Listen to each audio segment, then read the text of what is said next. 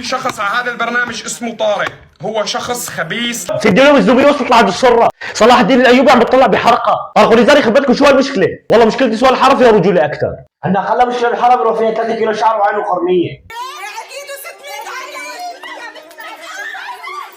وقل ساعة طنجات الضغط ما تاكل فيها ضربة على راسك بتغيب. بتروح فيها 3 سنين على الشوربة. يخرب بيتكم نشرتوا غسيل بعض وصار الشغل عندك شوربة بخير. شو لا تطلع ستين الذهبية بتختم المرحلة يعطيكم العافية. طارق الا حلقت له نزل عند اللايف. شو بدي اسوي يا حزركم؟ طلع فكرة اخته مطبلة.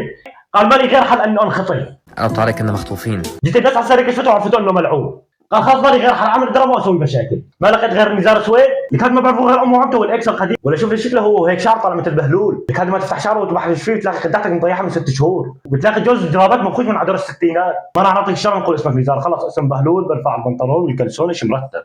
وين في بيت بتلاقي اول زحفين بهلول، وين في اثنين مرتبطين بتلاقي بهلول دحش حاله، بتلاقي بهلول دحش حاله وصار ينكس بين هذا وهذا. يخرب بيتك دايم ذكي حتى تعمل عملتك. طارق بهلول انتم هدفكم واحد، ظبطوا بنات وطلعوا كفر الترند. يخرب بيتك ابو غالب اصلا لك وصلوا عليه جرار كبير، يعني ابو غالب اعتزل انت استنت بداله خويه. احكي له جاره ابو مرزوق، احكي له، واذا ما صدق بكره الصبح بيصدق جاره. يخرب بيتك ابو غالب ما يدرى فيك لا يكون بالبليل ويشتغل اجير عند ابو عصام. واحكي كل شيء، ولكن البنت يلي معاكم هي اللي نفذتكم، لانه ما لها علاقه ولا اي شيء بالموضوع كلياته. البنت مسكينه يعني ما لها عرفانه باي شيء ولا بتعرف باي شيء وما لها علاقه بالموضوع اساسا، فما بدي انزعلها فرحتها.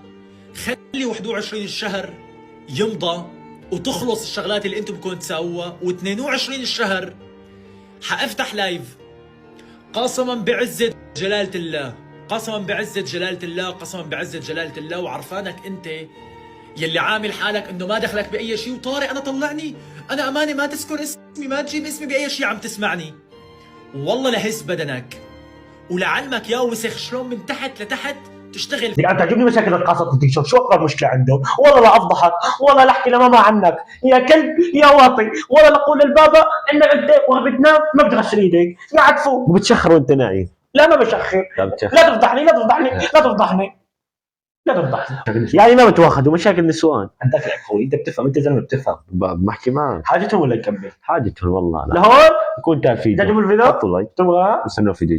السلام عليكم.